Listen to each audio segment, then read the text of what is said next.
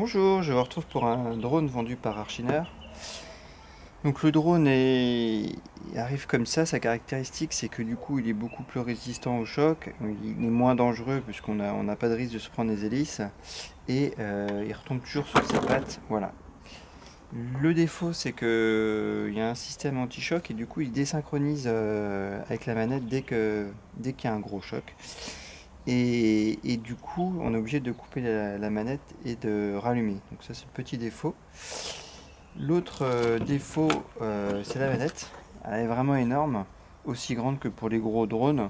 Sauf que là, vous voyez, on n'a même pas les trims pour pouvoir régler un peu s'il part à droite ou à gauche.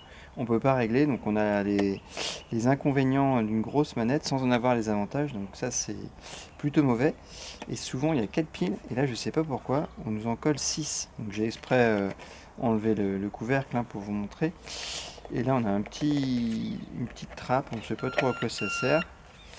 Là, j'ai allumé sans faire exprès, on ne sait pas trop à quoi ça sert. Peut-être pour mettre des hélices, le rechange, on ne voit pas trop l'intérêt. Le câble, si c'est peut-être mettre... Ah, si c'est pour ça, on peut mettre le câble dedans. Et encore, quoique, ça passe même pas vraiment. Non. Donc je vois pas trop l'intérêt de... Ouais, je vois pas trop l'intérêt de cette petite trappe et bon, c'est trop grand. Voilà, ça c'est le défaut. Pour recharger, c'est simple, hein, il suffit de connecter, on met en USB, 45 minutes sur ordinateur et c'est parti. On a à peu près 5 minutes d'autonomie, donc on va voir ce que ça donne. Donc pour raccorder, c'est simple, il faut veiller à pas trop tirer dessus, sinon c'est que ça reste fragile, hein, donc on risquerait de le dessouder. Donc ça clignote aussi en fin quand c'est fini, ça clignote aussi. Droite, gauche, devant, derrière. Quand on va sur là, on tourne sur lui-même. Là, on tourne sur lui-même de l'autre sens. Et puis ça, c'est pour décoller. Hein. Et pour synchroniser, il suffit de lever, de baisser. Ça va arrêter de clignoter. Démonstration. On lève, on baisse. Ça a arrêté de clignoter, c'est fixe, c'est bon. On est parti. Alors si, ça c'est pour le mode turbo. Et ça c'est pour faire des loops, des flips et tout. Donc si jamais on fait ça et ensuite on fait ça, il fera un flip. Mais il faut être en mode turbo. Donc on est parti.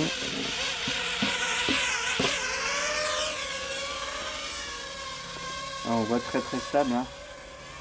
Voilà. Il ne va pas très vite. Hein.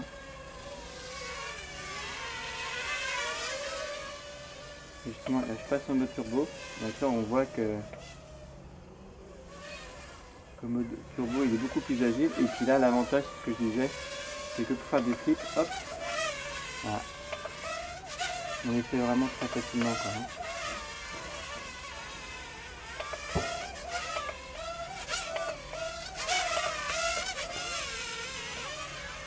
Ça c'est l'avantage de ce petit, c'est que si on veut s'amuser sans trop se prendre la tête, vraiment facilement, bon, il faudra un peu de temps quand même pour vraiment l'avoir en main, mais ça vient assez vite quand même. Hein.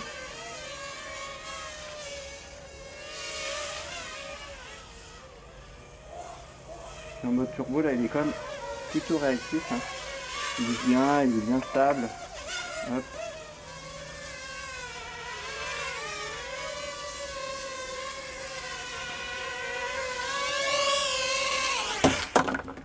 Voilà, donc là on l'a posé tranquillement, hein. Si on veut repartir, on repart. Quoi vous dire? Sinon des fois de temps en temps, là je l'ai déconnecté donc il se remet à clignoter hein, parce que j'ai coupé la télécommande. De temps en temps il est utile de remettre un peu, j'ai remarqué que ça a tendance à s'enlever un peu. S'il y a un gros choc, les hélices vont avoir tendance à s'enlever. Et puis les petites protections sur le côté aussi, ça se déboîte assez facilement. Donc il faut bien les remettre, sinon ça va déstabiliser le drone et on verra qu'il aura tendance un peu à partir d'un côté ou de l'autre. Donc voilà, donc petit drone sympa avec lesquels on peut facilement faire des petites rotations droite-gauche, devant, derrière, vraiment rapidement. Donc voilà ce qu'on pouvait dire en quelques mots sur ce petit drone. Merci, au revoir.